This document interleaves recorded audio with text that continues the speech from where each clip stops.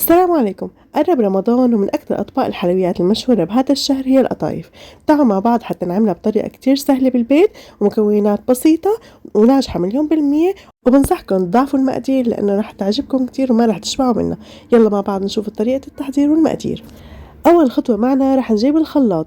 رح نحتاج كوب ونص من المي الدافية، لا باردة ولا سخنة، يعني نحط إصبعنا نتحملها.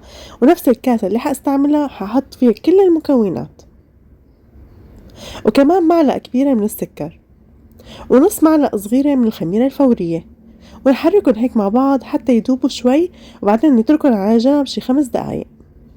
وهلأ رح نجهز المكونات الجافة. كوب وربع من الطحين متعدد الاستعمالات.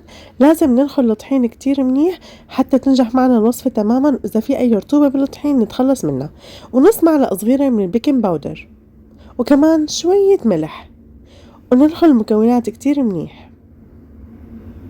بعد ما نخلناه رح نحتاج ربع كوب من السميد الناعم، لازم يكون ناعم، ونحركهم هيك مع بعض حتى المكونات كلها تتجانس مع بعضها ونتركهم على جنب. هلا رح نجيب الخلاط ورح نضيف عليه المكونات الجافة كلياتها،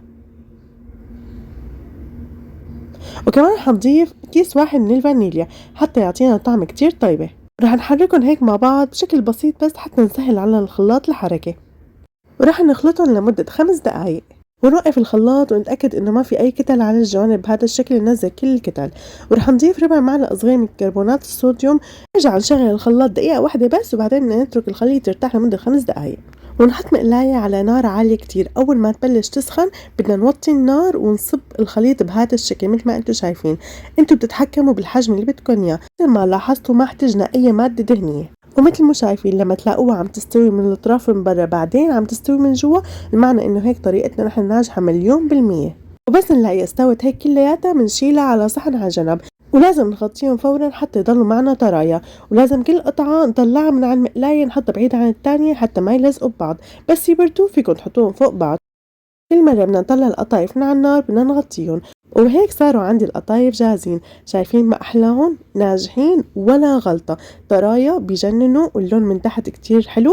إذا سكرناهم كمان حتى نعمل لهم حشوة أو أي شي بدكم تقلوهم بالزيت بيسكروا ما بيفتحوا أبدا. طبعا الحشوات اختيارية بترجع على حسب ما انتو بتحبوا. وبهيك وصفتنا صارت جاهزة وناجحة 1000000%. وصحتين وألف هنا. إذا أول مرة بتشوفوا قناتي لا تنسوا اشتراك بالقناة، لايك للفيديو إذا عجبكم، وشير لكل أهلكم وأصحابكم حتى يجربوا هاي الوصفة. ورمضان مبارك عليكم جميعا. لا تنسوا الصلاة على النبي، وإن شاء الله بشوفكم بوصفات تانية. السلام عليكم.